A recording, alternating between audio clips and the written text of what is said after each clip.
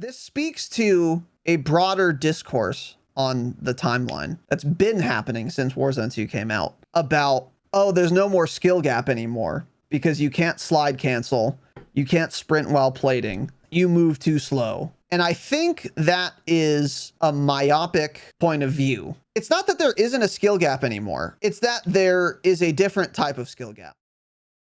Activision devs do not play their own game. 3,000 devs can't figure out how to add a reconnect feature to a AAA title, I guess. I don't know. Because Infinity Ward doesn't tell their consumers anything. Maybe that'll take some of the sweats away from Shoot House. You can cope about that, for sure. Thanks for tweeting, at least. Thanks for doing more than Infinity Ward has done. They just keep tweeting about the soccer bundles in the store. Things that are bad.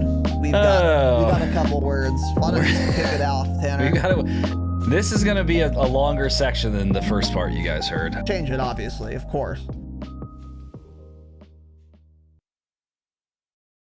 We are recording and premiering. Welcome, boys and girls, to the Dropshot, a Call of Duty podcast, Patreon episode, bonus episode, Patreon episode, number 118, and this is going on the TL. So welcome to the program. Today we're doing a bonus episode. Patrons heard it first. If you're hearing this on the public feed, it is at the earliest Saturday at 12 p.m. Pacific time, which is when we're going to be scheduling this sucker to go live. Welcome to the show. Today, we are going to be talking about our first impressions, thoughts on Season 1 Reloaded. This is going to primarily be focused on Warzone, but we're going to start with a couple of thoughts and impressions of multiplayer. Now, the reason, and this is the first time I think we've ever done this, pre-recording a podcast episode. We obviously don't stream the Patreon episodes when they're just Patreon, but we're doing this with the public feed in mind because Tanner's going to be out of town on Saturday, and I'm going to be very busy as well, so we're trying to just get as much out of the way as we can, and that was kind of the impetus for what we're doing here today. And I'm very excited to get into this episode. So as a reminder, there are timestamps in the show notes for those of you who want to just skip to whatever particular section you want. And I will say this, and I'll remind you guys after the program. If you... Whoa. Can you hear me, Tanner? Yeah. Okay. Weird. You have a little flicker? Like surged. Yeah. Interesting. Weird. If you enjoy this episode as a public listener, this is going to be a very typical example of what our Patreon bonus episodes are like. So if you happen to enjoy this particular episode, consider joining the Patreon. We often do first impressions, more like second impressions usually on Patreon. And I think these are fun and people get a lot of benefit out of them. But other than that, as far as announcements go, I don't think we really have anything else that I can think of. I don't think so. Merry Christmas. At this time. Yeah. Merry Christmas, indeed. Yeah. This will be Christmas Eve when this goes live. Oh, everyone will be drunk off that nog, that whiskey nog. Yeah, just nogged up, huh? Yeah. Just I gotta try that whiskey eggnog. Someone said to try that in Discord. That sounds good. That sounds pretty good. I'm an eggnog guy. Eggnog guy. Yeah. Only on Christmas, but yeah, I'm an eggnog. I'm never gonna go like drink eggnog in like February like an asshole. Yeah. But during Christmas, I'll drink some eggnog. I don't think eggnog exists outside of November and December and January. I don't know if they always sell it at the store. Couldn't tell you. They shouldn't, of course. No one should be drinking it. That's correct. Yeah, they shouldn't. And you also shouldn't be drinking it unless you're drunk. So there's that. Yeah. So anyway, yeah. Merry Christmas to everyone. I hope the holidays are treating you well. And if you're alone and a fucking loser during the holidays and you want to end it all, don't. Stop. or go annual on Patreon before you do. One of those two things. Yeah, surely. Join the Discord. You can find a virtual family that is full of reprobates like yourself this holiday season. Yes. So, anyway, yeah, I don't think we have any particular announcements, but no. Just keep in mind this episode was live on Patreon before you guys are hearing it publicly. Now, let's get into this thing. Season 1 Reloaded First Impression. So we've broken this up into multiplayer and Warzone.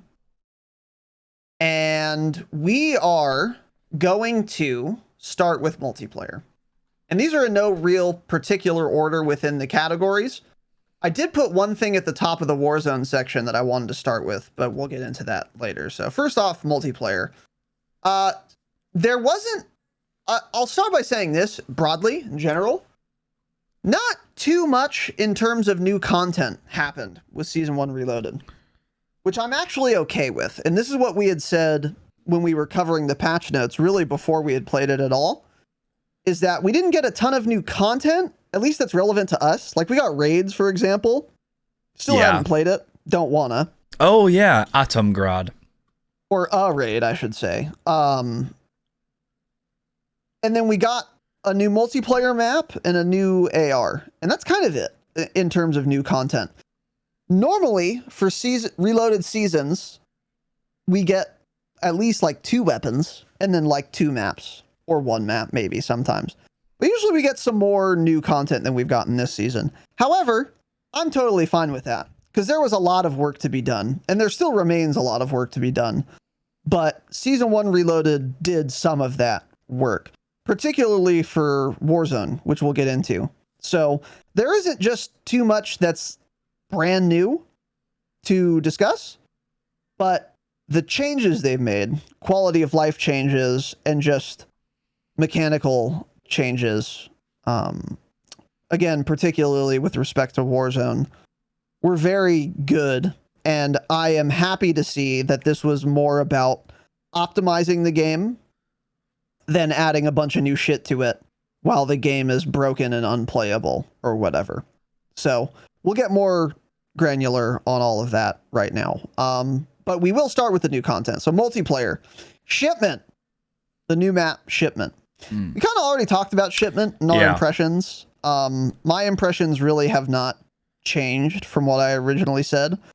It feels very much like Shipment. I don't feel like not being able to climb on top of the crates is any big loss, because it wasn't like broken overpowered, and it was kind of dumb to do even when you could do it. So the fact that you can't do it now doesn't, for me, it doesn't change anything. Because most games of Shipment on like 2019, people were not climbing on the fucking crates. Because you get instantly melted if you do. There was one particular enclosed sea can where you could get a couple decent little kills, but getting up there was hard. Because you would just die so often trying to... Talking about in Vanguard? In Vanguard's version? Or MDub's version? You could do it also in Vanguard. Vanguard, I was always vertical. Okay, yeah. Yeah, MDub did have that one was weird... better vertically, actually. Yeah, you're right. I think it was stronger. Because like all of it was enclosed. Well... No, Vanguard wasn't. You could shoot all of it out pretty much. You could shoot through it, but like you couldn't see in a lot of places. Blow the walls out. It was all... You could blow all of it out pretty much. There was only that one can hanging from the crane where it was a metal one. Everything else was just wooden sides that you shot through. So going top on Vanguard didn't last too long, or going high, because people would just destroy it immediately. But yeah, MDub did have that one weird crate that had like one door that was open, so you can jump into it right above mid, right? Yep. Yeah, okay. And the door was closed, and people didn't mid. Yeah, and people didn't go there often. And if you it's just hard to you get would just there. Kill them so easily. If you threw anything in there, a thermite, a semtex, they were dead, so it was easy to clear them out. Yeah, and it was hard to get there, you're right. But yeah, I don't really have much else to say on Shipment either that we didn't already say on that Saturday episode. I don't like Shipment, so that pretty much sums it up. Too much dog shit for me, I don't know. It's not at all in the least bit competitive, of course. It's boring. Well, it's not boring because it's so insane, but yeah, it's just not. I'm not a fan of really small maps like that are that chaotic. It's just good for camo grinding, as I've said, and that's literally it. Yeah.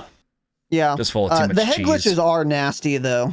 Like, especially nasty for Shipment. As the far worst as thing they've been shipments recently, have it gone. seems. Yeah. Yeah. That was a good point you made. I think you're right and maybe, about that. You know what a bigger reason could be that I was thinking? Because I look back and I was watching some MW19 gameplays, and I was like, you know what? Those forklifts, though, you could get a little nasty heady through those and shoot people, but I think what it was easier to shoot people off head glitches in 19 because the guns didn't have very much visual recoil, and you can build them to have pretty good ADS and less recoil. So now with like how bad the idle sway is and everything, that ends up being the guns aren't as accurate. And so when you're trying to rip someone off a heady and all you can see is their diamond above their head, it's hard to hit them.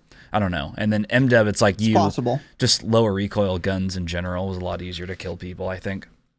Yeah, that's possible too. Yeah, the thing for me is like, I really, really, really like Shipment in MW 2019, but I think a big part of what colored that perspective on it is that when Shipment came out in 2019, I was like in the middle of my camo grind. And it made a bunch of camos way easier and faster to grind. Yeah. So I was getting a bunch of dopamine hits from doing hard challenges quickly. Yeah. Like the Joker offender, defender or attacker kills, one of them. Attacker is what they said, yeah. Attacker, defender kills. You know, you could get 10 in one game, whereas before Shipment, you would get maybe one in an entire like 10s Dom match. Yeah. Yeah. So that, I think, colored my perspective on Shipment a lot. And I think that is what made Shipment in 19, for example, so much more fun than it is now for me in 22. Because I have Orion, and I had Orion. I have Orion, by the way, by the time Shipment came out. So I was playing it to level the new Chimera, which was super fast and efficient, and I was having a lot of fun. And then my Chimera was gold, and then I was like, okay, well, I'm done. And I got off, because it just felt totally pointless. Yeah. By then, you know? Yeah, so, I would much rather just play Headquarters or something else. Or something. I was playing... Yeah.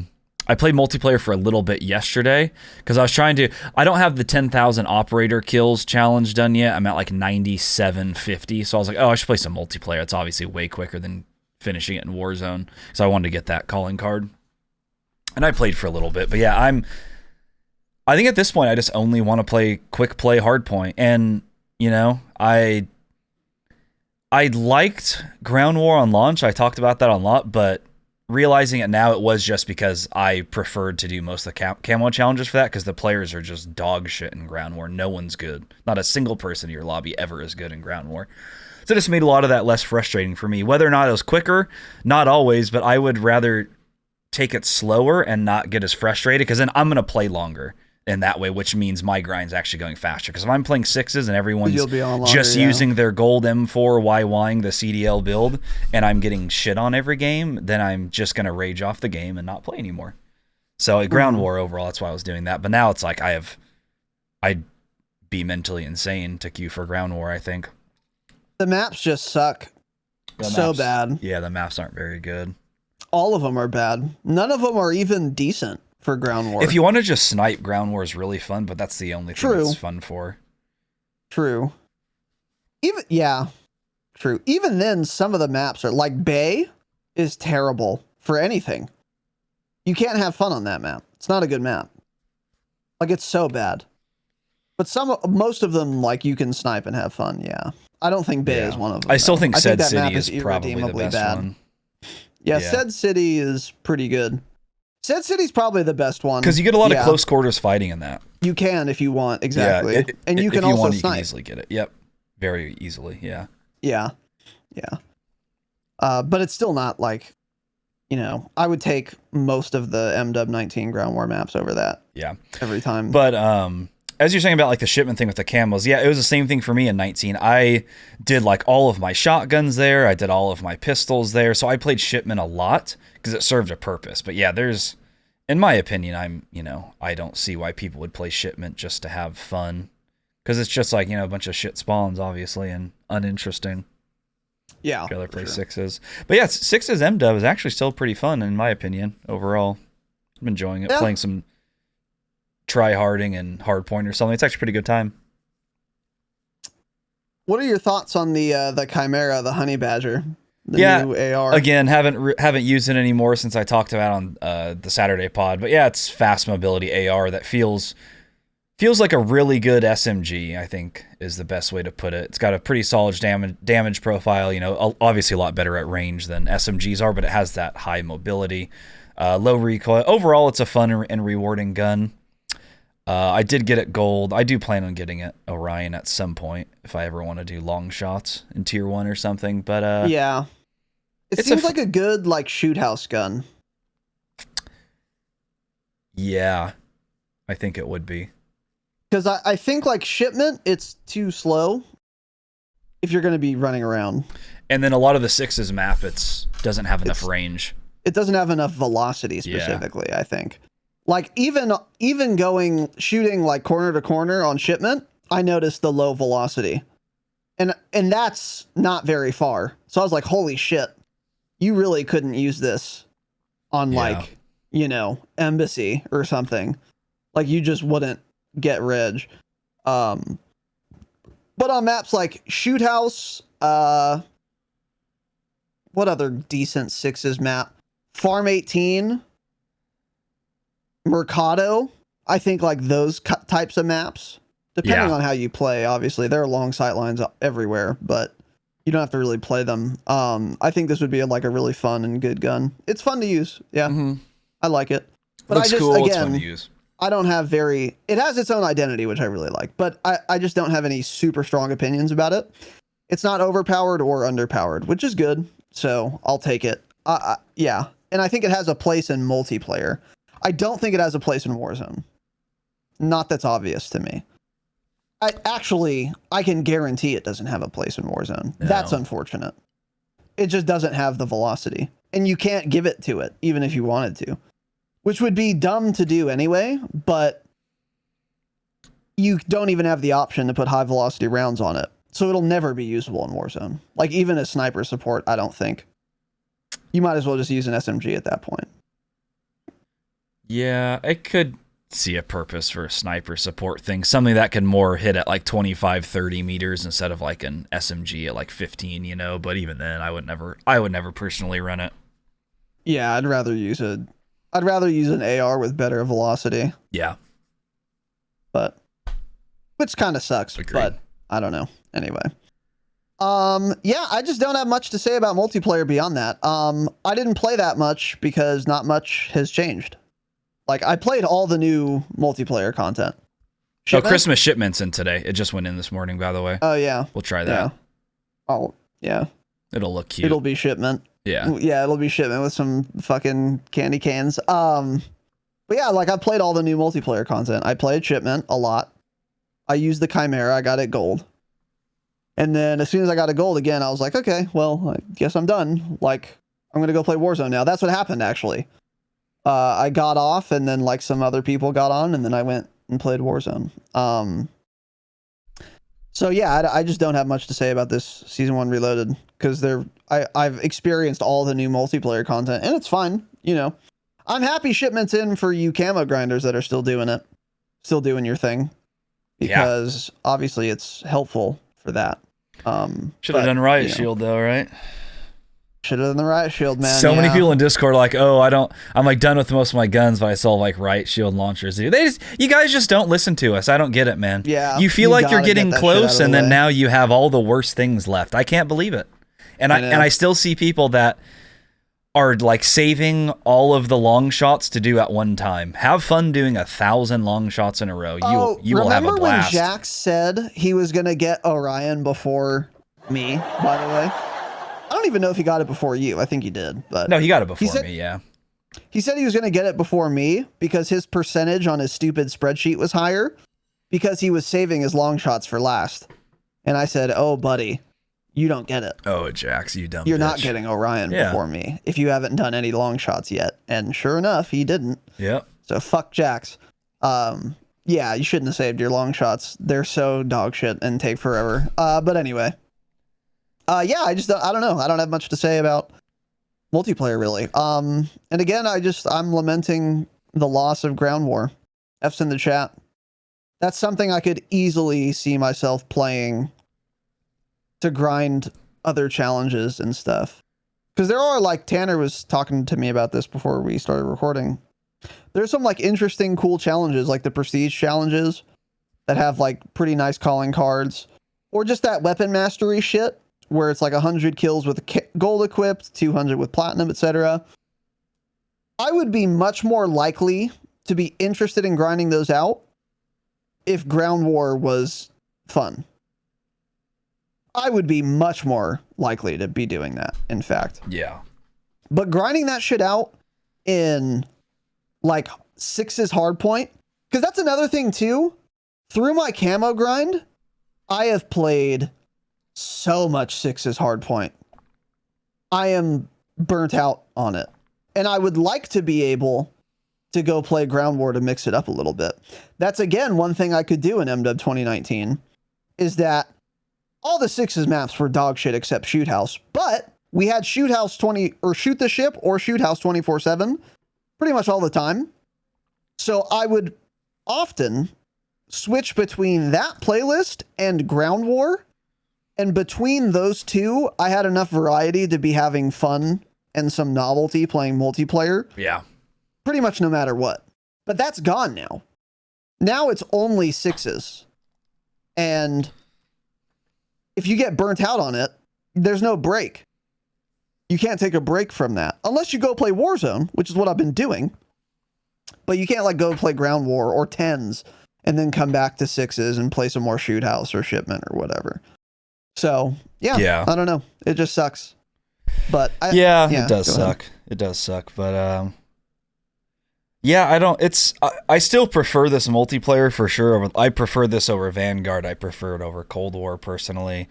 6's I prefer over MW19 as well. I think I would prefer MW19 if it had better maps. But since it had awful maps, dude, we're already to the point, by the way, where kids on Twitter think the MW2 maps are worse than MW19. I saw a fucking Twitter thread that was talking about Piccadilly, and a bunch of the comments were like, wow, we didn't realize how good we had it. This map really wasn't that bad. So much. They have to be trolling. I swear, no, they're just dumb. Like, I can't believe it. They think Piccadilly is better than every MW2 launch map. Holy fuck. The COD community is so dumb. So dumb. God damn, man. That's incredible. Wow. That is actually not credible. Yeah, I can't. That's crazy. Those people should be shot in game, of course. MW2 launch maps are fine, mostly. Yeah. 6's, yeah. But I think that's the thing with multiplayer is, like, I never really played COD multiplayer solo unless I was grinding for something. So even in, like, Black Ops 4, for example, I would only play that, and I had a lot of fun in BO4 multiplayer, looking back on it. I only played it solo when I was grinding for, like, the nuclear calling card, Killer Master calling card, or the Mastery camo. Those were, like, the big 3. That I wasn't even really grinding for, honestly. Those were the big 3 things I was grinding for. And when I ever played solo, it was because I was working on those 3 things. Once I had those 3 things, I didn't really play solo very often. But I still played a ton because what kept me playing is that I had people to play with. Like, me and Tanner would play a ton of multiplayer after all the grinding was done, just for fun. Or like me and Itchy, Loke. I don't think Locab ever played with us. We had some other people that, like, we met in game. We'd fuck around with them too.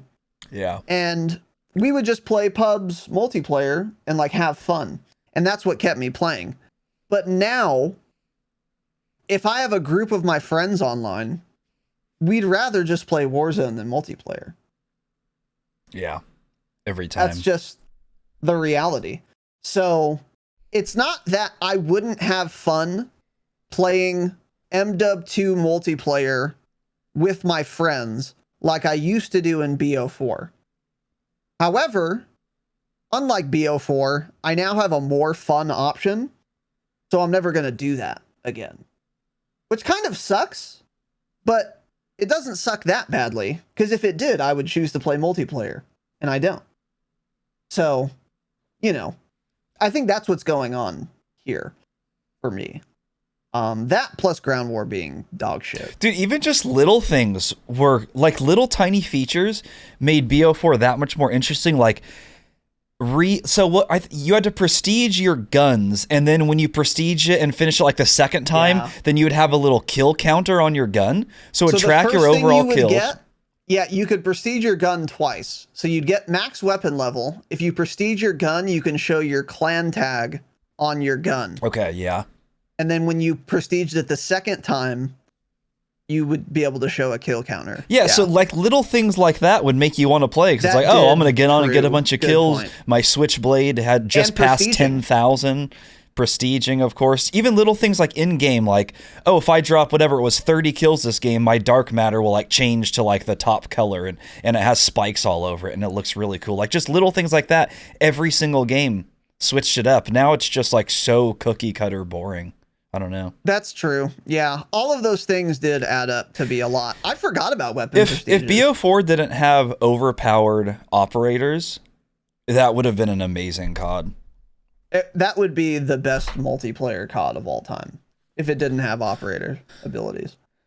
Yeah. I really believe that now. Like the operator abilities were really fun. Was so long. Yeah. It was like the visibility was clean as fuck. The maps were quite good by and large. It was so fun. Yeah. Yeah, it was just fast-paced fun, but just the fact that everyone got your operator mod so quickly, even without doing anything, kind of just killed it. It should have been way harder to get your ult, or, you know, there's just no real way to balance that. Then they make the shitters mad, and so there's no way to do it. That's why you can't add something like that to a COD game, really. There's no way to balance it. It was such a stain on an otherwise very good game. But anyway. Yeah, I don't know, but that's kind of all I have to say about first impressions for Season 1 Reloaded with respect to multiplayer. Yeah, same. Okay. So moving on to Warzone. I want to start with a broad general point. Because there's been a lot of discourse I've been seeing on the TL. I think Lucci pointed this out. And he said something like, and Nate Gibson was saying something like this too, I think. Don't quote me on that. I don't know if they said. I know Nate did, but Lucci, I'm not sure. But I'll just say what Nate said. Nate was like, I kind of don't like how you can get loadouts so quickly now, because now I'm just getting like one framed every time to OP, no recoil, insane velocity and damage, like loadout guns right away. And I liked it before when people didn't have access to those right away. And I wish it would like go back, was kind of the implication. I replied to him and I was like, well, the problem isn't with an access to loadout guns. The problem is just the TTK. But also, and I'm not one to criticize Nate Gibson, but also the problem is, I think, he's trying to play Warzone 2 like he played Warzone 1. And I was watching his stream after that tweet for like an hour, and I was watching him just play solos in Warzone 1. And he was just like pushing every building where people were. And I was like, well, yeah, dude, there's not going to be a skill gap in a building in this game. The TTK is way too fast, like inside a building. I agree with you. But this speaks to a broader discourse on the timeline that's been happening since Warzone 2 came out about, oh, there's no more skill gap anymore because you can't slide cancel. You can't sprint while plating. You move too slow. So there's no more skill gap anymore. And I think that is a myopic point of view. I don't think it's wrong. It's not that there isn't a skill gap anymore. It's that there is a different type of skill gap anymore. So the skill gap we used to have in Warzone 1 was the movement, close quarters, outplay potential. If I enter a building and you enter a building and we both see each other and we're both at full health and we're doing a heads up gunfight in Warzone 1, if I'm way better than you, I'm going to kill you. I'm just going to kill you because there was enough movement tech, speed, being able to plate while moving, sprinting, being able to stim through some damage, etc. A lot of things that allowed for a lot of outplay potential in those heads up, very close quarters gunfights. A lot of times. That skill gap is gone. I concede that. So everyone's saying there's no skill gap anymore. That skill gap doesn't exist anymore. You're right. That's usually the one thing everyone correlates with a skill gap is literally just that. That's what they always talk about. Yeah. Yes, exactly.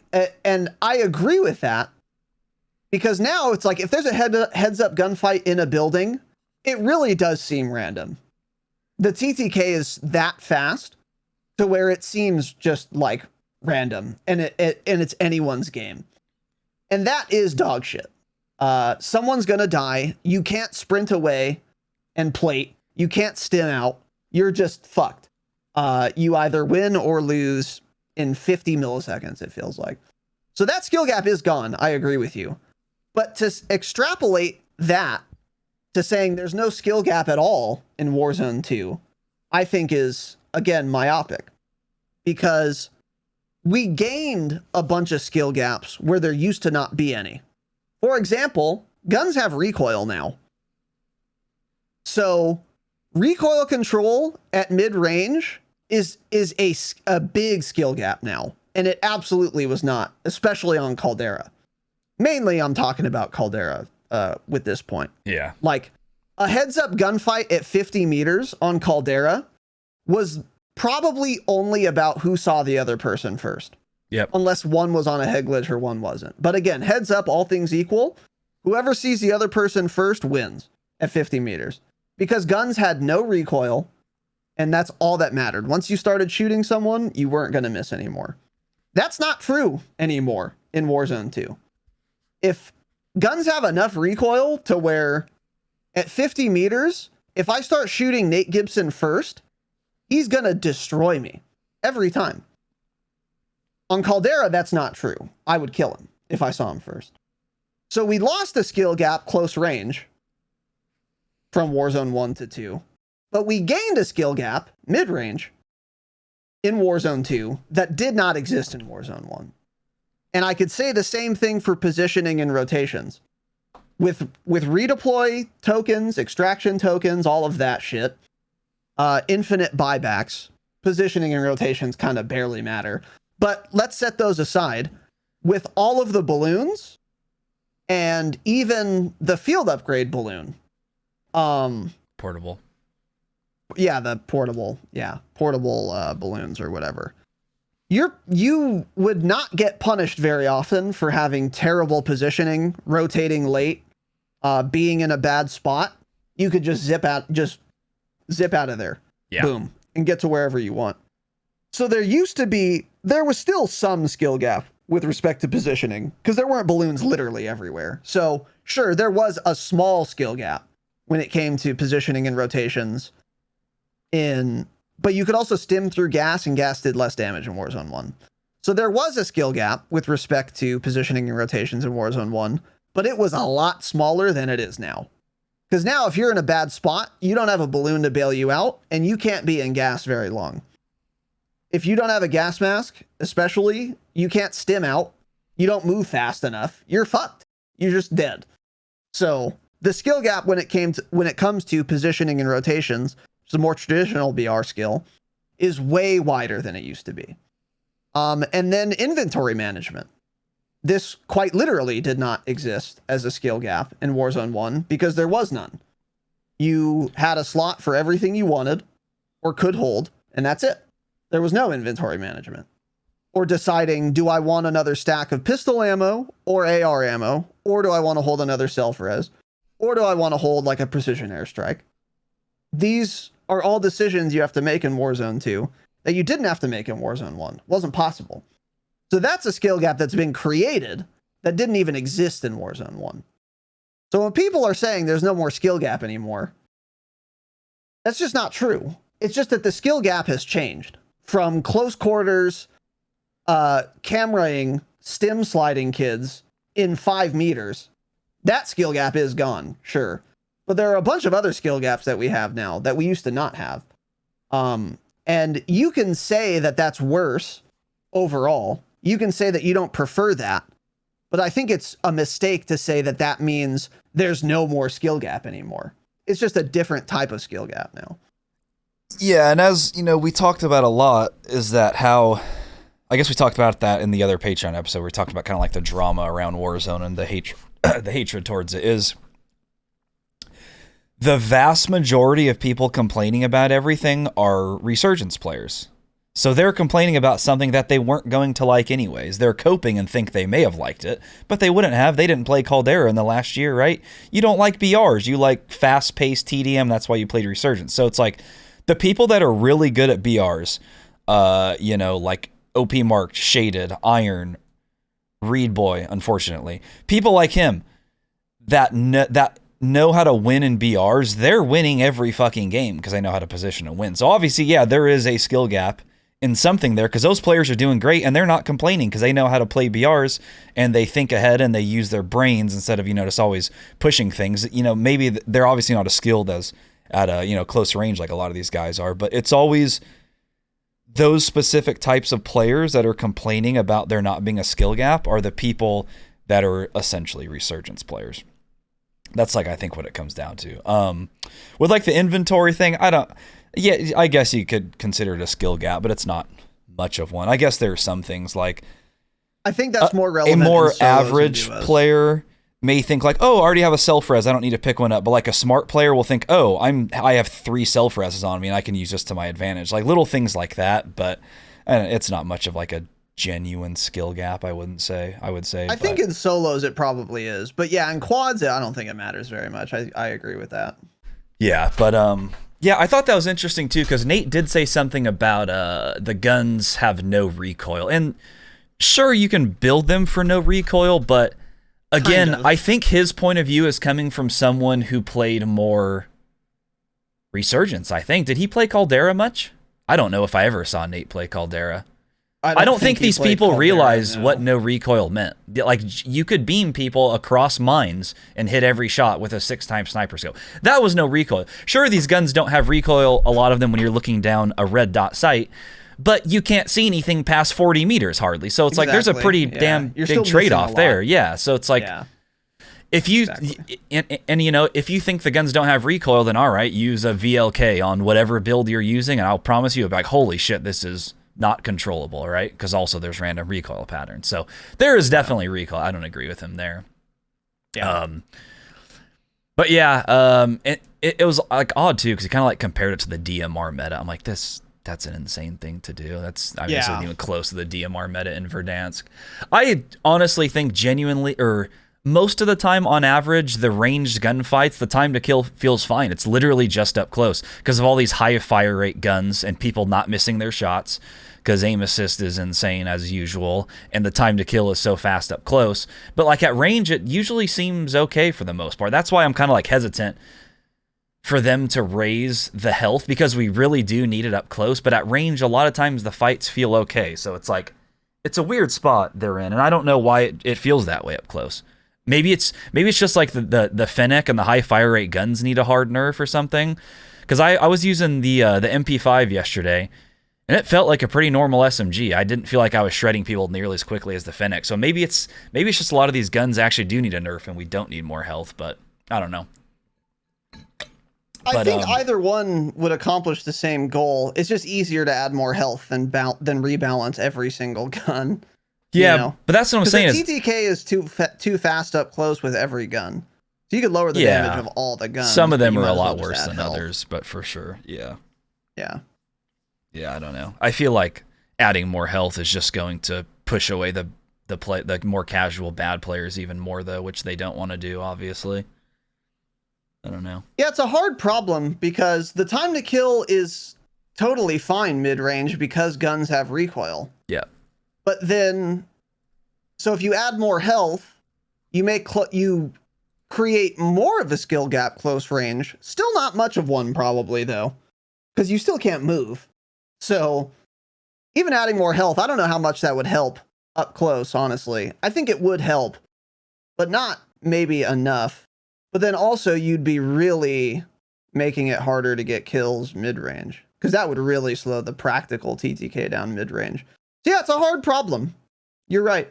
Maybe you'd Yep. Yeah, maybe you would just balance like all the SMGs better or something. I don't know.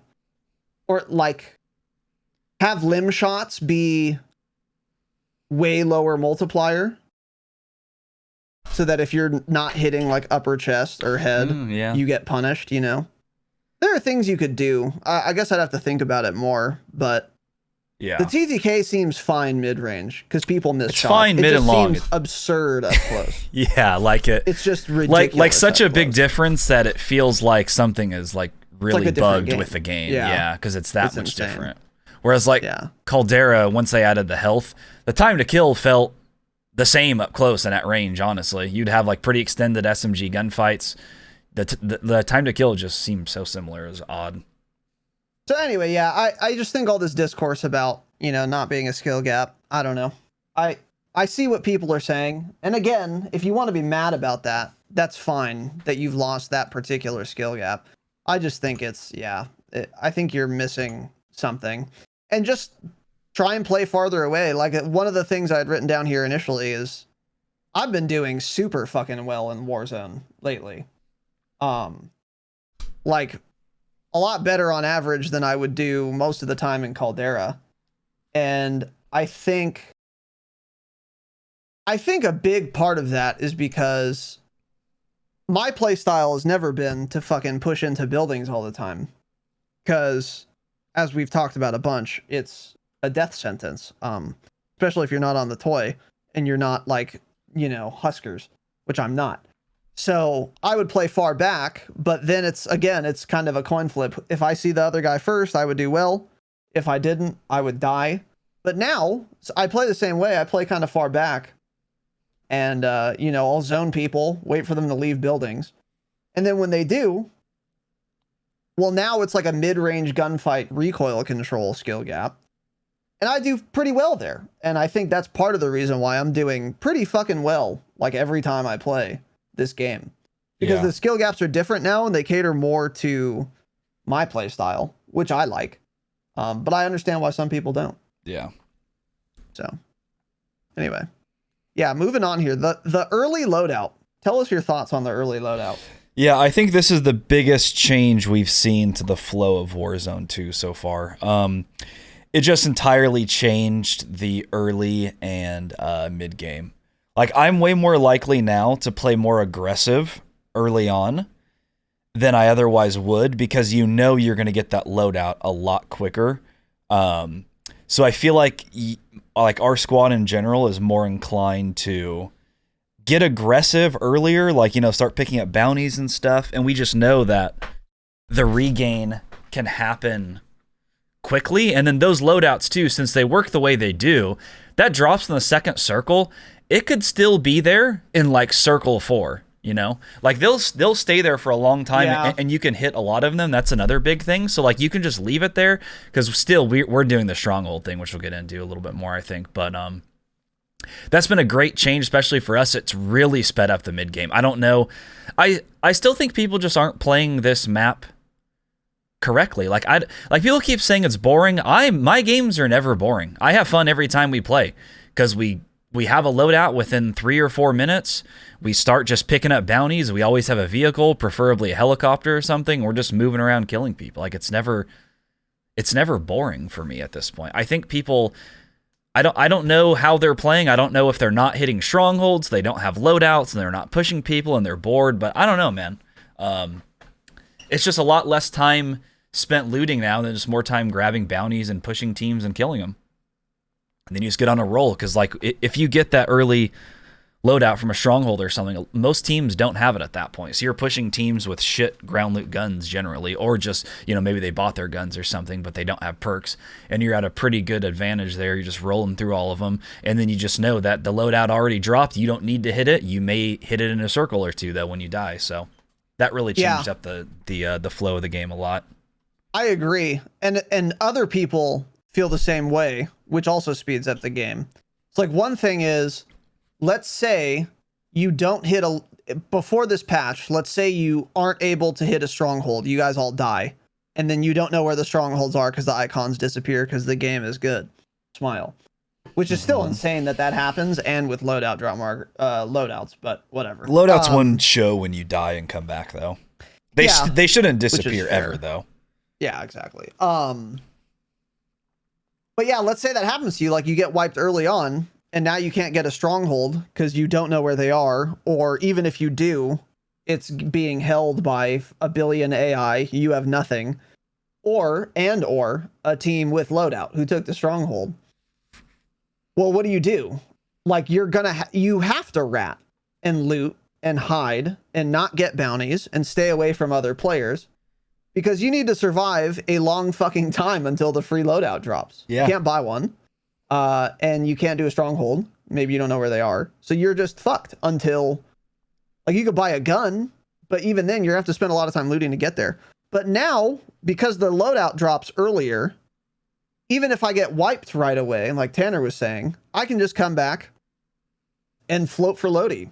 And what that means is I can get moving sooner as the person grabbing the loadout, but also everyone else is doing that too.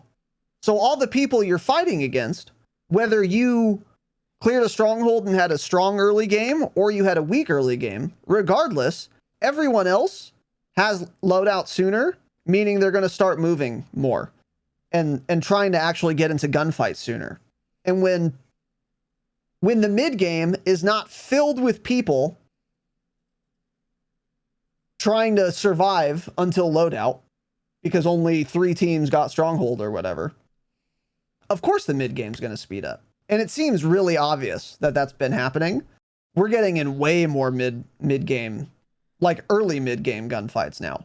Yeah. And that's contributing a lot to how much more fun we're having in Warzone because, yeah, like before this patch, holy shit, every like game, super slow mid game unless you're getting a ton of bounties. Yep. And sometimes there aren't bounties around. We had that happen yesterday. We wanted a bounty and the closest one was like an actual kilometer away. So if it was pre-patch, like, boy, we wouldn't see anyone. But now we're seeing people a lot more. People are more willing to fight because everyone has loadout sooner, including us. So this is a huge change and it's fantastic and I'm a big fan of it. And I think this is the Lucci tweet I was talking about. He was like, why did they originally release this game with like no access to loadout early and then just to like revert it all anyway? Like, we're just going back to the same game as Warzone 1. This is dumb because we at least had something different or whatever. That's roughly what he said. But even with loadouts how they are now, this still feels like a way fucking different game than Warzone 1. And I don't know what the fuck that guy is talking about. For all the reasons we had just talked about with all the different skill gaps and the skill gap changes, those things are still true, whether I get loadout right away or not. So, yeah. Does it feel less like a traditional BR now? Yeah, because I get loadout sooner. But it still feels way different than Warzone 1. And this is a good change. Because it's still more of a traditional BR than Warzone 1 was, if you want that. Yeah, it will be for a while. We get loadouts now sooner, which is the biggest selling point of Warzone as a game mode. So, that is it's a weird take to say, to be mad about people getting loadies sooner. Because without loadouts, this is just a shitty PUBG. I don't know if it was Lucci, and I don't know if that's exactly what he said. I'll pull up the tweet right now, though. Because he had said something about, like, I wish Raven was in control of Warzone from day one. They forced a bunch of people to quit to just bring all the stuff back anyway. Oh, yeah. Okay. Then I guess I misrepresented him. I think I saw that take somewhere. Yeah, but it doesn't matter. Yeah, I heard that one, too. I don't know who said that. So whoever did say that or has that impression, you're wildin'. Yeah. The game is still way different than Warzone 1. So and now it's just better. Yep. Yeah. So and then the 5 strongholds from 3 is also really nice. And with fewer AI, that's super noticeable. Fewer AI when you first push them, that's the biggest difference. That's when it's noticeable, is when you're clearing it for the first time, you're the first team there, there's definitely fewer AI. It's still the stronghold spawn locations are weird. I don't know if they should balance it so they're in the zone more, but we had one circle yesterday where literally one of the 5 strongholds was in the circle. 1 of 5. Like, what's going on there? I think we need to spawn at least more of them in the circle, right? They don't all have to be in there, but it's like the fact that only one of them was going to be in the first zone was fucking wild.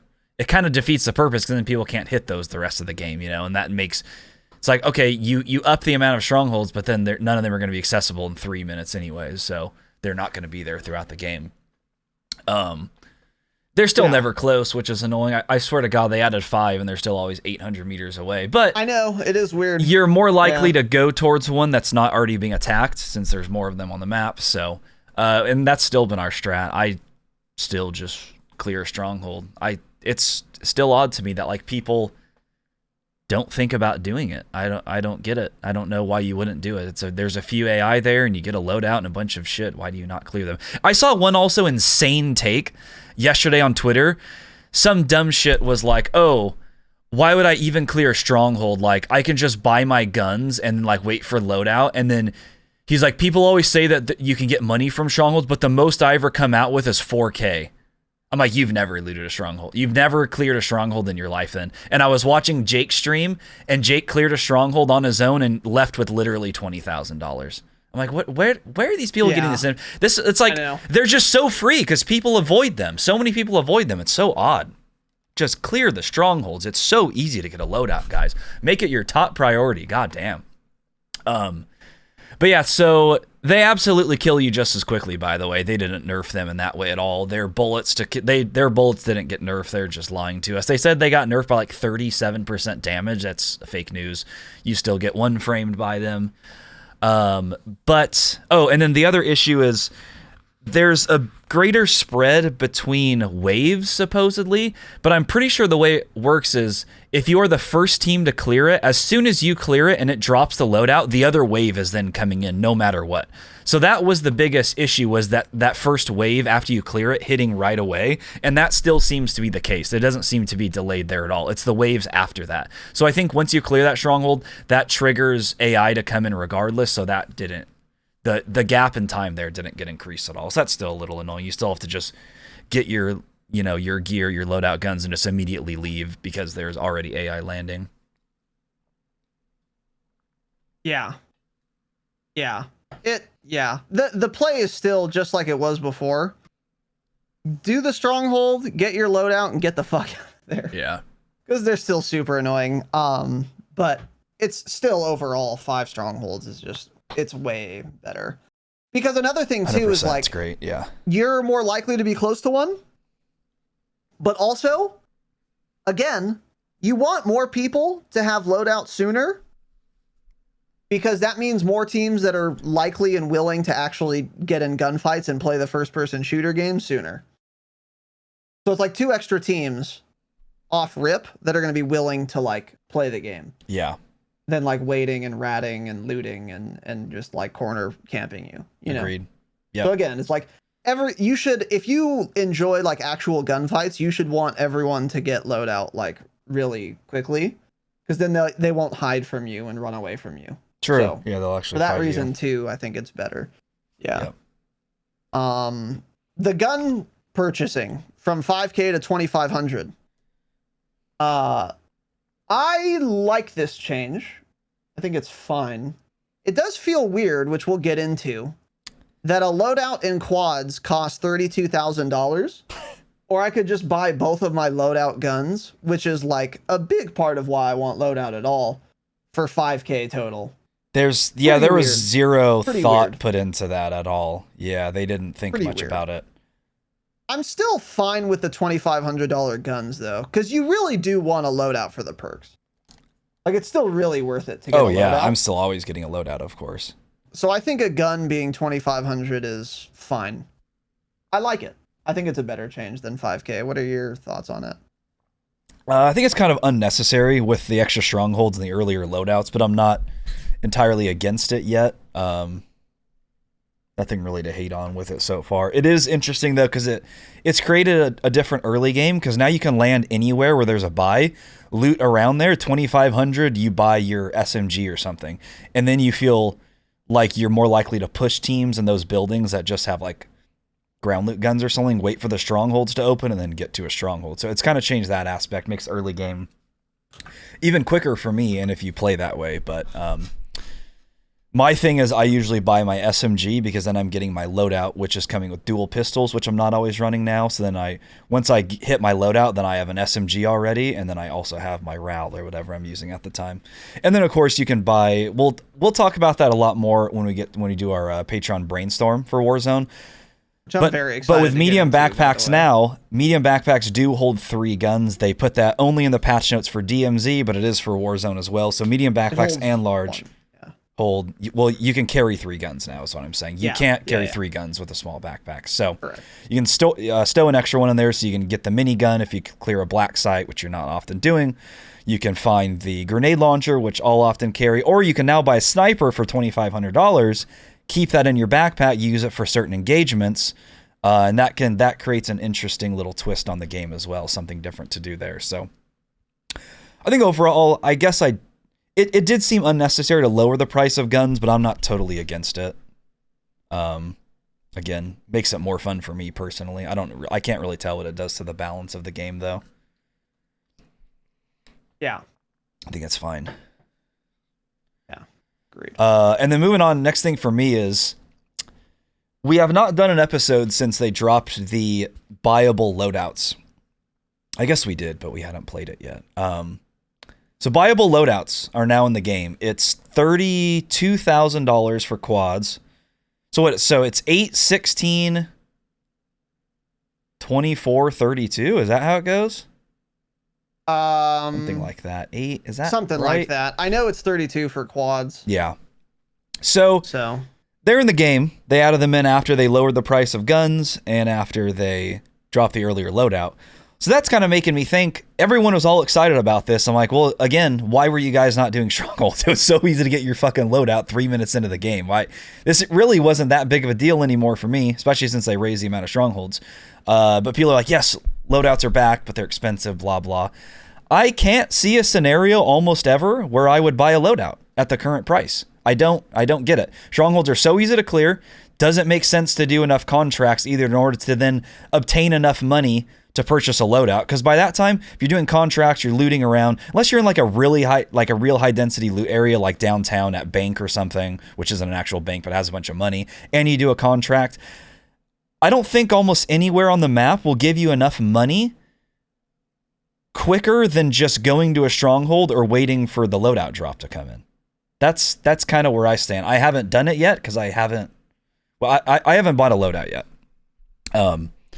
I'm just not understanding at their current price where these even fall into the game. It's just weird. And I now you start seeing the lower skilled players complaining, and they're like, we don't even want like loadout drops. Now everyone has their meta guns, and I'm getting beamed all game. It's like, well, the people that were getting their meta guns and were smart enough to get their meta guns were already doing that from a stronghold, you know? So it's like, It didn't really change much, because if you were not clearing a stronghold, you are also not getting $32,000 to buy a loadout. So then you're waiting for your free one at that point. So that really didn't change that much.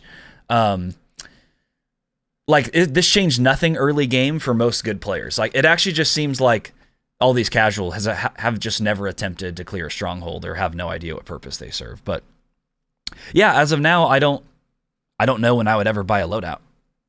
I don't see where they stand at their current price. When they added them in, I was with everyone else saying like $32K is so ridiculous, especially when they're dropping a free loadout like second circle now. Like, why the fuck would anyone ever do this? Or you could just do a stronghold, because 32K is a lot. But the more I was thinking about it, and when we were doing these notes, I thought, well, when we're playing quads, toward the end of every game, like late game, because you can only buy like one UAV maybe per buy station, we're always sitting on like actually 10, 12, 15K per person in quads late game. And we have everything we want, and there's nothing else to buy that we can buy. So we just have all this money, and where I think buyable loadouts will fit and will make sense, which I think I'm actually okay with, is that it provides an option to get yourself a loadout late game when you otherwise would not be able to. So let's say you're playing quads. I'm playing quads. We all have loadout. We have a bunch of money. I die. But then my teammates kill the other team that killed me.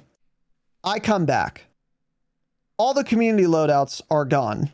I don't know where they are. Or if I do, they're super unsafe because it's a small circle now. It's late game.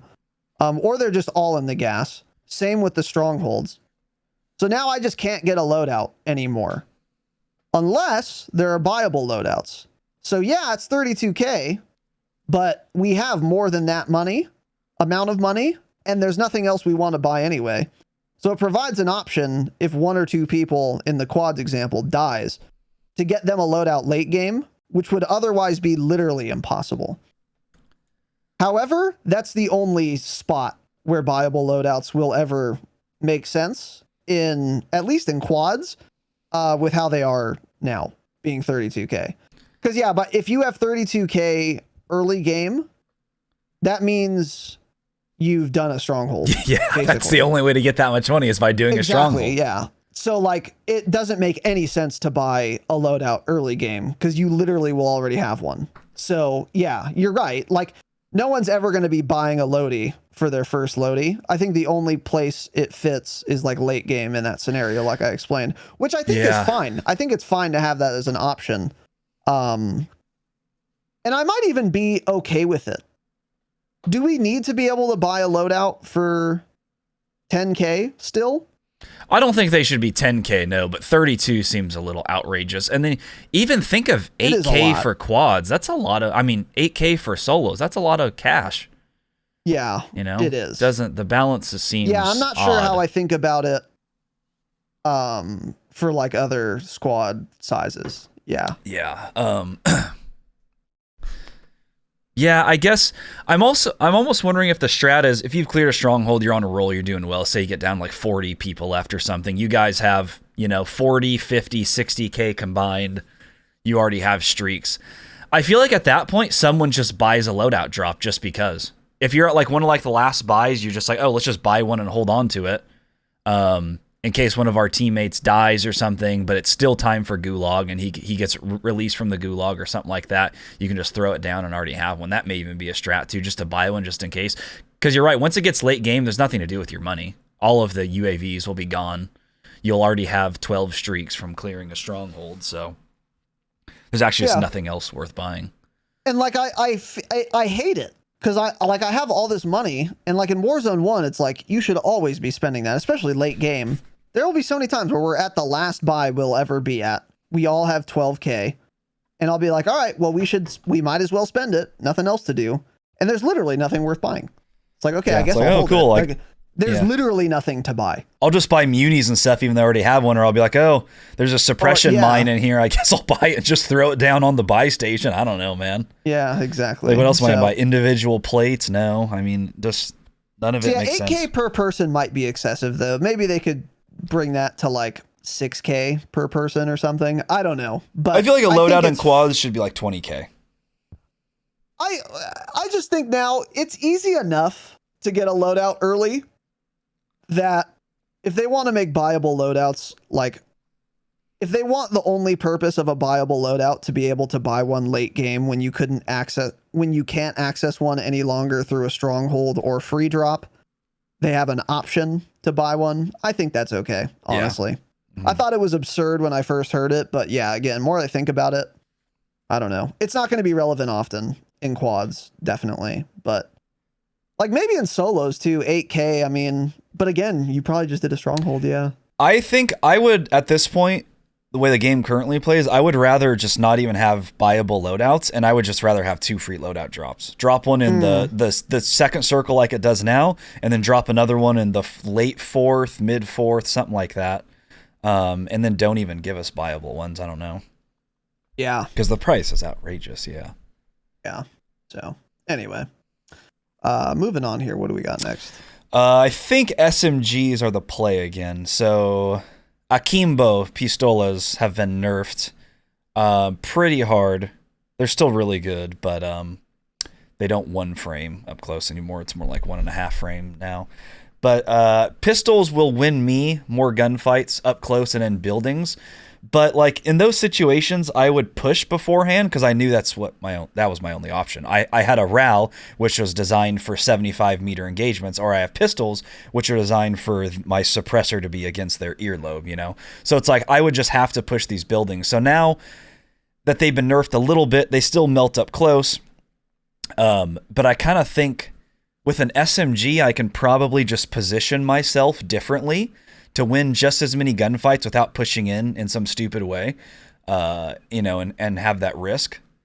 So I think that's kind of, I've been using SMGs last couple days we played. They felt good, but I do feel like still, like in buildings and shit, I'm losing every one-on-one gunfight. So there are definitely times where I'm like, I know if I have pistols there, I'm hit firing and hitting enough bullets to kill this guy. But I don't know. I have to get used to that.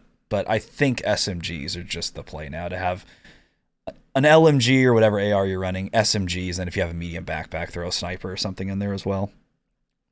And I've been running the Fennec, and yesterday I was trying the Lockman sub for the first time. It felt fine. Yeah, I agree. I think SMGs are the play again. I've been using a Fennec. I've only tried the Fennec, but it's far and away the best one. The pistols do fine, but they do lack range. There are times where, like, inside a room, I would honestly probably rather the Akimbo pistols. 100%. Even though they've been nerfed, because they're just so easy to use. And they're still definitely super viable. But the range is really short. And even more so after the nerf now. So I think SMGs are overall probably better now, because if I'm like in a building but like down a hallway, I'd way rather have an SMG now for sure. Yeah. And like if I'm just in a close quarters fight, you know, but like outside, for example, 10, 15 meters, I definitely want a sub over pistols now, which used to not really be the case. And also, it's so easy to get your SMG now, 2,500. Exactly. Yeah, that's the first gun I buy. Yeah. Land, open a crate or two, whatever, or crack one of the safes, go quickly buy my Fennec, and then use that to clear the stronghold, get my loadout with my Rawl, and I'm bing chilling. But yeah, I think we're back in an SMG meta again. For sure. Yeah. I do want to try a semi-auto shotgun again. No. And or a hipfire SMG, but they're probably not good. I don't think you can build a hipfire SMG in this game. Really don't think you can. We'll get into that more in the brainstorm. They lack that range, yeah. But yeah. But I'll also say this. I'm glad. You know, Akimbo pistols they were fun, kind of, but they were fun when you killed someone with them. But again, they were the hipfire SMG. They were the epitome of no skill gap. I mean, the epitome of it. I would push a building with Akimbo pistols. If I shoot first, I win every single time. If they shoot first, they win every single time, and there's nothing anyone can do about it. Yeah. So it was fun to just like win automatically for free because you happen to shoot first. But when you're on the receiving end, it's terrible. Oh, it's of awful. Course. Yeah. And with SMGs, I actually have done some outplaying in buildings. Especially with the Fennec with the ADS strafe walking speed stock, you have fast ADS strafe speed. Yeah, so there was a time where I fucking strafed this hallway, lit some dude up, strafed back, strafed him again, and he was just lost. He got gapped so hard. Yeah. He, like, just so fucking gapped. Yeah. And that's really fun. So it's a more skillful, though not skillful enough, option than the pistol. So I like it. Yeah. I'm having fun with it. Yeah. For sure. Yeah, next thing for me is kind of a random one. I don't know if you feel this way, but I swear to God, since this update, like the hit reg seems entirely off. I was playing also with Pop, and in one game, all of us kept saying the same thing. They're like, dude, I'm getting no fucking hit reg. It's weird. And looking back now, I think we were all using that new RAL build that I still am on, and it has a lot of idle sway. And I'm starting to think the idle sway, because we know that affects recoil, of course, because wherever your reticle is swaying at the time is where the bullet's going to hit. Idle sway continues while you're firing. Yes, yeah. So I have a feeling that could be what it is, and the idle sway on that build is so bad that it's making me feel that I'm hitting shots and the reticle's on them, but it's like just barely missing their character, basically. Maybe go back to the side grip over the rear grip. That side grip is just so fucking slow, but yeah, I don't know. I think there's something else I could tweak. But anyways, has hit reg felt fine for you? Normal? Yeah. Okay, then it's probably just that build, because that build is really bad idle stability. I bet you, I think you're probably right. You're just like missing shots rather than hit reg. I'm missing by a literal hair. Actually, in general, multiplayer, Warzone, everything, my hit reg just felt quite good, actually. Better than Treyarch hit reg, of course. Yeah, the only time I've ever noticed bad hit reg is using an SMG far away or the Chimera far away. Yeah, but I know that that's just because of the velocity. Well, I do still die around corners. It just feels that way.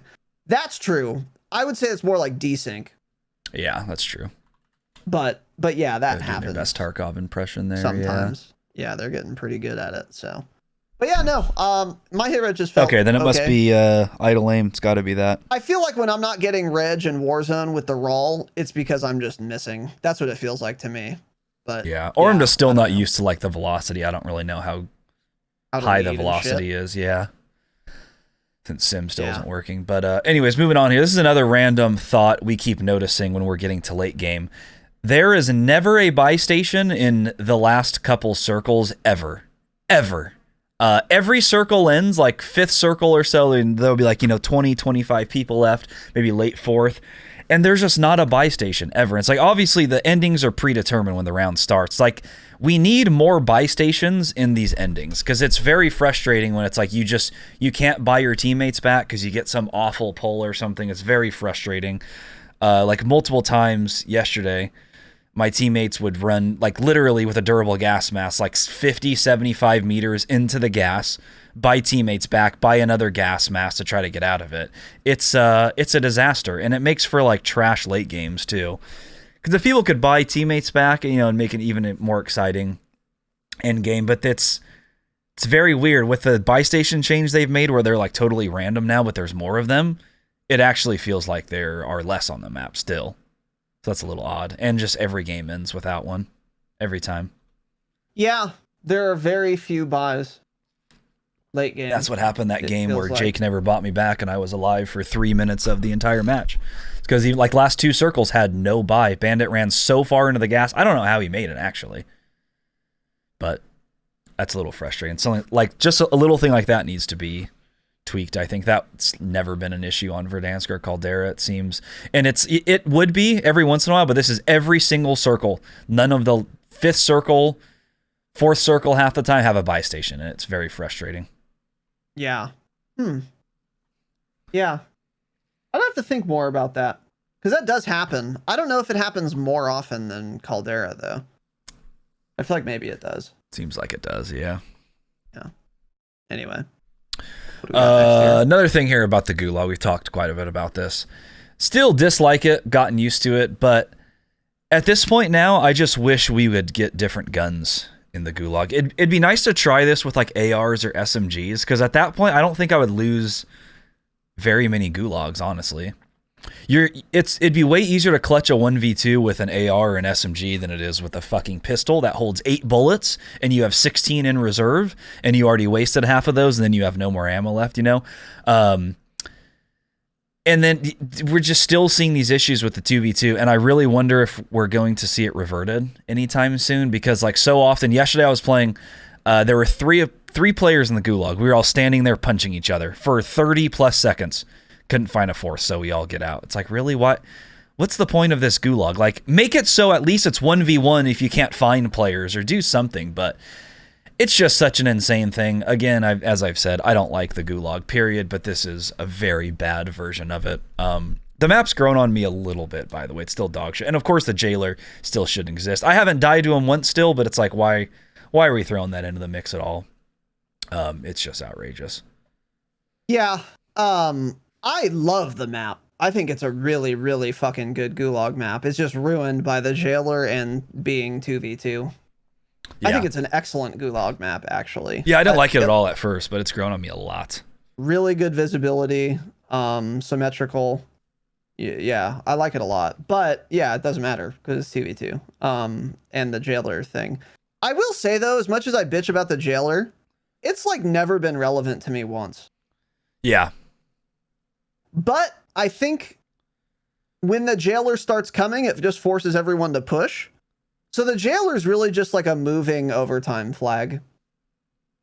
So it's basically just the overtime I don't flag. know if anything, it makes people push back into their spawn and hide. That's what I've noticed more than anything, is I can't find the people because they're trying to run away from the jailer. So they're just like always hiding.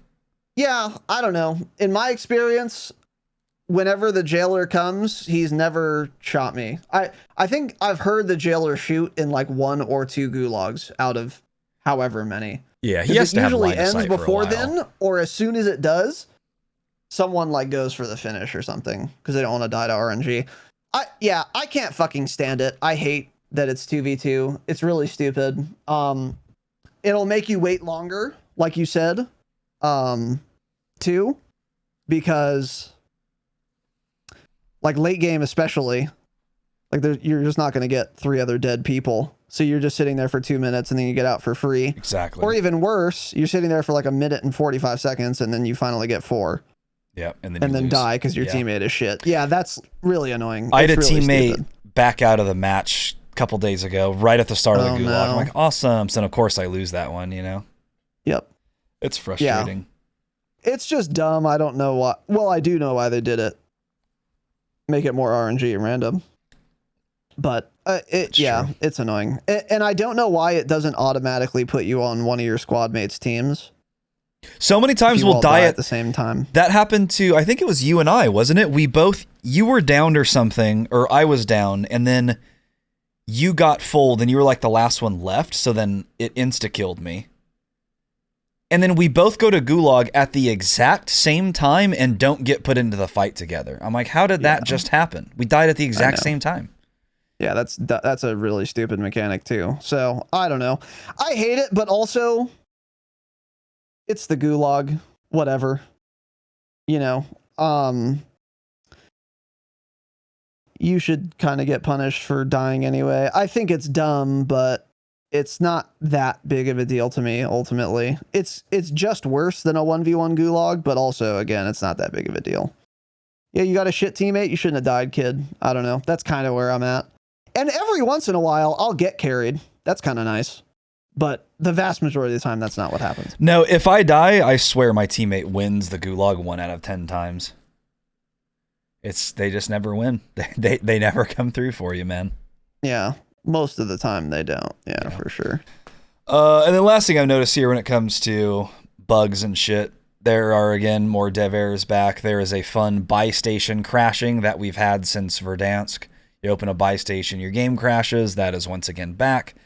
It happened, I think Bandit said he crashed 3 times at buy stations yesterday. Jake crashed twice. I crashed once at a buy station a couple days ago. It's like it's something to do with them adding the loadout back in. That also introduced a fun new bug where you open the purchasing station and just your game dev errors smile. And of course, the performance in this game, by the way, is fucking awful. And it has to do with the AI. There has to be something there with the AI. Like in certain areas where there are strongholds or black sites, my frames will dip to like 105 and then go back up to 140. And that has never happened before. And it's only in areas where there are strongholds with AI at them usually. Yep. And we said this. Glad you added an AI to just fucking destroy my frame. The performance in this game is terrible. Yeah, so it's not good. It's not good. Yeah, and may as well sell my 240 hertz monitor. I have no reason to own it. Yeah, fucking nuts.